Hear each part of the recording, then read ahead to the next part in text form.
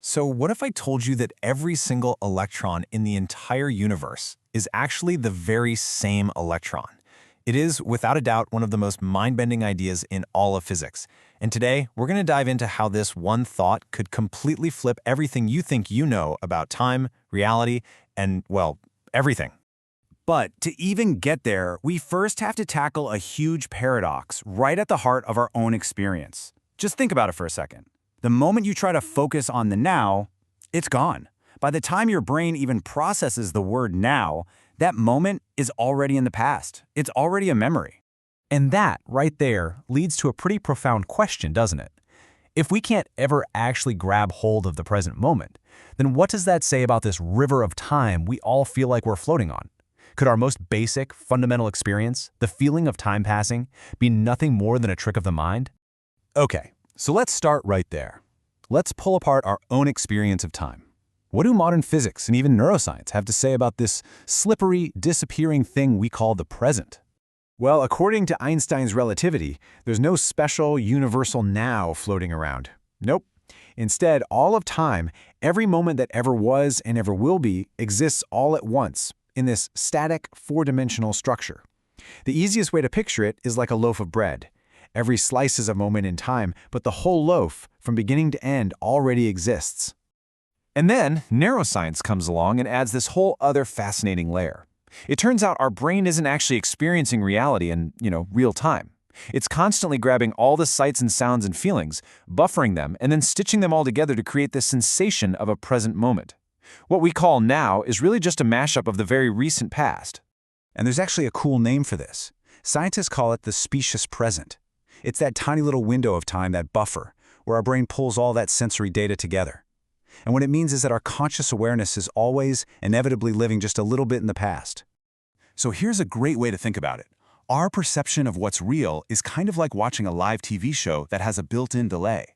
The event has already happened. We're just now seeing the broadcast of it. It's a super tiny lag for sure, but it completely changes our relationship with what we think of as the present moment. All right, so now that our whole sense of time is feeling a little wobbly, let's zoom way, way down to the quantum scale. Because down there, we find a totally different, but, as you'll see, a deeply related puzzle. And that puzzle is this. Every single electron has the exact same mass, the exact same charge, the exact same spin. They are perfect, indistinguishable copies of each other, no matter where you look in the cosmos. I don't mean similar, I mean identical. And the big question is, why? Physics doesn't really have a solid answer, and a mystery that big calls for a seriously radical explanation. And this is where the legendary physicist John Archibald Wheeler steps in with an idea so wild, so audacious, it sounds like it's straight out of science fiction. But what's so cool is that it elegantly solves this whole identical electron problem. Wheeler basically said, what if there's only one electron in the entire universe? Just one. As it moves forward in time, we see it as a regular old electron. But then, it can turn around and start moving backward in time. And it turns out, a particle moving backward in time is mathematically the same as its antiparticle, in this case, a positron moving forward. So just imagine this one single electron weaving this ridiculously complex path through all of space-time. What we think of as billions and billions of separate electrons and positrons are really just the different points where that one single timeline crosses our slice of the present. It's like seeing 1,000 tiny dots on a sheet of paper, when in reality, it's just one single thread poking through from above and below again and again. Okay, so that's a wild idea, but how does it actually connect to modern physics? I mean, is it just a cool, poetic thought experiment, or does it hold any actual scientific water? Well, first, we got to talk about the big problem. If this theory were literally true, every time the electron zigzagged forward, it would have to zigzag backward. That means the universe should have an equal number of electrons and positrons. But it doesn't. We live in a universe that is overwhelmingly dominated by matter, not antimatter.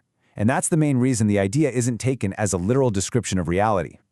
But, and this is the really amazing part, even if the literal idea doesn't quite work, its central insight is just beautifully echoed in our best, most successful model of physics, quantum field theory.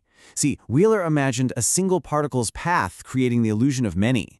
And QFT describes a single underlying field that creates little vibrations, or excitations, that we perceive as many different particles. The parallel is absolutely stunning. So you see what's happening? Both of these paths lead to the same mind-blowing conclusion. Our everyday perception of a universe filled with separate individual things, that might be the illusion. Underneath it all, there's a more fundamental unity, whether you call it one world line or one field.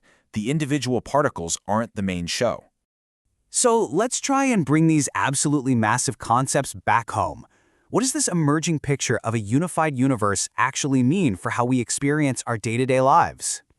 Well, if that block universe is real and time isn't really flowing, then why does it feel so real? It seems to be a combination of a few things. First, there's entropy, the fact that the universe is always moving from order to disorder. That gives time a clear arrow. Then there's memory, which only works in one direction. We remember the past, which was more orderly. And finally, our consciousness just processes all that information one thing after another, creating the feeling of a story unfolding. And this leads to a truly staggering reinterpretation of reality itself. Things like motion and change might not be fundamental properties of the universe. They could simply be the experience of our consciousness shifting its focus across that static, pre-existing tapestry of space-time, kind of like a spotlight moving across a giant, unchanging mural. There's a quote that just nails this entire concept perfectly. The fundamental structure of the universe is unified.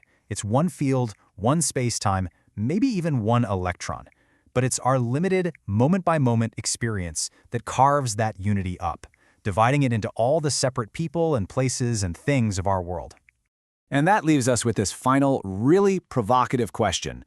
Have we been looking at the universe all wrong?